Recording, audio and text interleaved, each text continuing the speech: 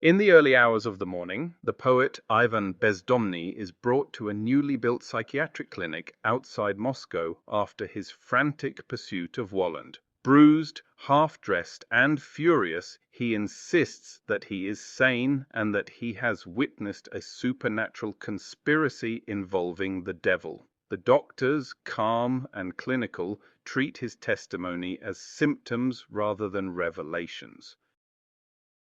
Ivan recounts Berlioz's death and his encounter with the foreign consultant who conversed with Pontius Pilate. His coherence only convinces the physicians further that he is delusional. The chief doctor, Stravinsky, diagnoses acute schizophrenia, fulfilling Woland's earlier prophecy of madness. Ivan's account of evil powers becomes in their hands a sterile case study. Ryukin, the poet who escorted Ivan, grows increasingly uneasy. When Ivan denounces him as a hypocrite and of mediocrity, the words cut to the core. Beneath Ryukin's composure lies the shame of creative emptiness. His fellow poet's delirium reveals with cruel accuracy the void within his own sanity. Struggling wildly, Ivan is restrained and injected with a sedative. As consciousness fades, he murmurs, "What interests me most is Pontius Pilate."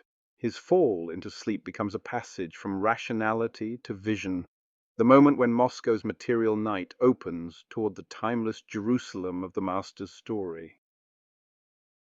Returning to Moscow at dawn, Ryukin spirals into despair. He admits that he believes in nothing he writes and envies Pushkin's immortal genius. The new day brings no renewal, only exposure.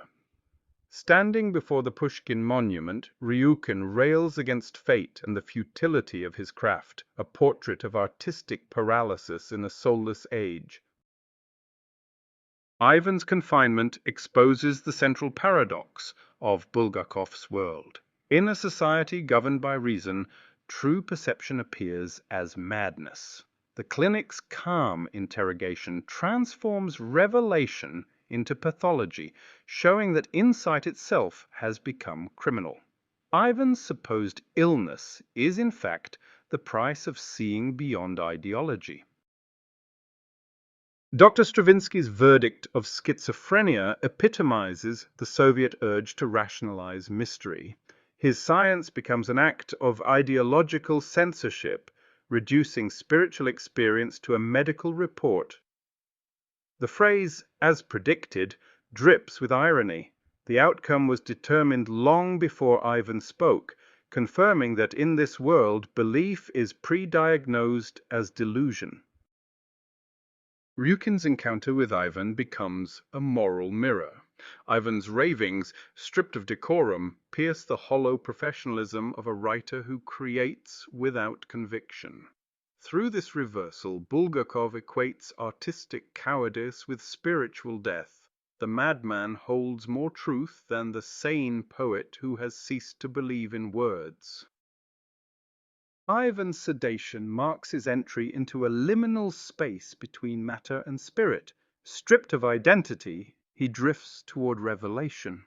The sterile light of the clinic cannot contain what awakens in his dream. The re-emergence of the Pilate story, bridging Moscow's rational darkness with a realm of timeless moral vision. Ryukin's dawn return inverts the biblical promise of light. The sunrise over Moscow reveals not rebirth, but emptiness, art without faith, life without meaning. His envy of Pushkin and self-loathing crystallize Bulgakov's portrait of a culture where safety replaces genius. The sun rises, but no light reaches the soul.